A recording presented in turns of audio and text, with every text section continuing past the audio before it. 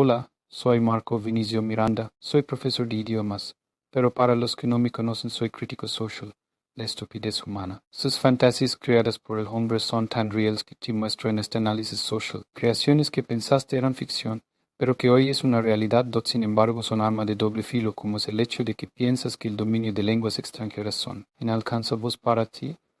Bueno, te lo digo en inglés. Why do we have this tendency to eat so much food that isn't really good for us? But actually, history provides an answer. Humans can cooperate on the level of millions. How do we do that? By inventing and believing fictional stories. For me, the point about writing history is not to remember the past, it's to understand what is happening to us right now. When I was a kid, I often woke up in common behaviors explain the middle of the night. If afraid that there is a monster under the bed, this is actually a historical memory from hundreds of thousands of years ago, when humans lived in the wild in the savannah and there were actually monsters that came to eat children in the middle of the night. A cheetah would come, or a lion would come, and if you wake up in fear and call your mom, you could be safe. To understand our eating habits, we also need to know history. Why do we have this tendency to eat so much food that isn't really good for us? But actually, history provides an answer. Tens of thousands of years ago, when we lived in the natural environments and we came across something very sweet like a tree full of ripened fruit, it made perfect sense. It was good for the body to eat as many sweets as quickly as possible, because if you ate just one or two fruits and went away and came back the next day, it would be empty, like the baboons next door came in the middle of the night, ate everything. So the right thing to do was to eat as many sweets as quickly as possible. Now, today we live in a completely different world. We open the refrigerator, there is this huge chocolate cake inside, and we can wait, but our body still thinks that now that we understand that history has happened and we are no longer we are in the jungle, we can make better decisions. But to do that, we first of all need to understand the history of humanity and how we got writing for children here. When I was a kid, I asked these big questions about life.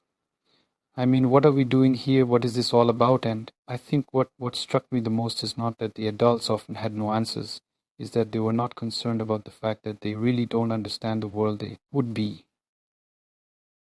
concerned about all these kind of, the latest thing in the news or the mortgage or the bank problems. But the fact that they don't understand life or didn't seem to bother them.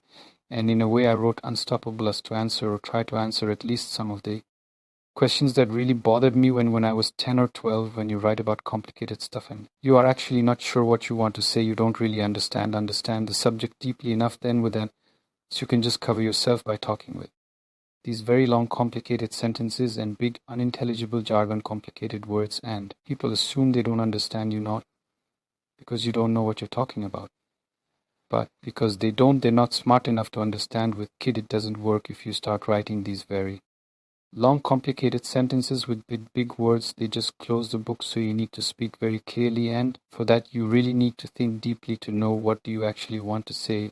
The ability to believe in fiction is humanity's superpower, really the superpower of humanity. This is why we control the world. If you look at any major human achievement, it is always based on large-scale cooperation. You want to build pyramids, you want to fly to the moon, you want to create an atom bomb, you want to build a healthcare system. It's never the work of a single genius or of like a group of 10 friends. You always need thousands and millions of people cooperating together, and we are the only mammals that can do that. Chimpanzees can cooperate on the level of, say, 50 chimpanzees, or Hara chimpanzees can work together to a common goal. Humans can cooperate on the level of millions. How do we do that? By inventing and believing fictional stories. It's most obvious in the case of religions. You can get millions of people to cooperate on a common project, whether it's building a cathedral or a hospital or fighting a holy war.